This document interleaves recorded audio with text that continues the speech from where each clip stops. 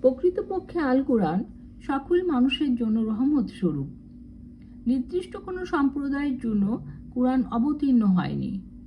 সকল মানুষকে কোরআনের আলোয় আলোকিত সফল জীবন অর্জনের আহ্বান জানানো হয়েছে।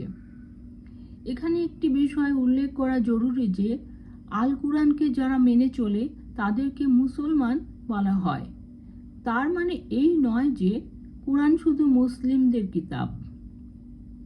কোরআনের পূর্ববর্তী যে সমস্ত আসমানি কিতাব অবতীর্ণ হয়েছিল, কোরআন অবতীর্ণ হওয়ার পর সেগুলোকে রহিত করা হয়েছে। এটা ঠিক অচল টাকা আর সচল টাকার মতো। অচল টাকাটাও টাকা, তবে সেই টাকাটাকে সরকারিভাবে অচল ঘোষণা করা হয়েছে, তাই ওটার কার্যকারিতা রহিত রয়েছে।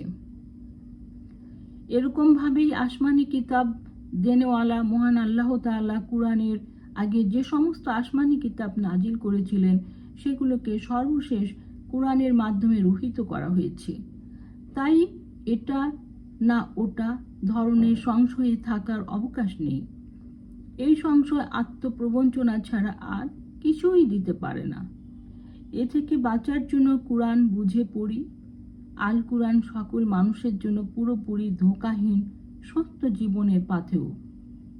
কোরআনকে সমস্ত জাতির গোষ্ঠীর সীমানা ছাড়িয়ে বিশ্বজনীন করা হয়েছে, যাতে মানুষ ইহকালীন ও পরকালীন সফল জীবন অর্জন করতে পারে। মানুষ নিজেকে যথাযথভাবে চিনতে পারে, এই কিতাবটা সমানভাবে সবার কাছে গ্রহণীয় হয়ে উঠত। মানুষে হানাহানি আর বিশৃঙ্খলার পরিবর্তে সুন্দর একটা জীবন পাওয়া যেত। তাই নিজেকে চেনাটা এখন সবচেয়ে জরুরি।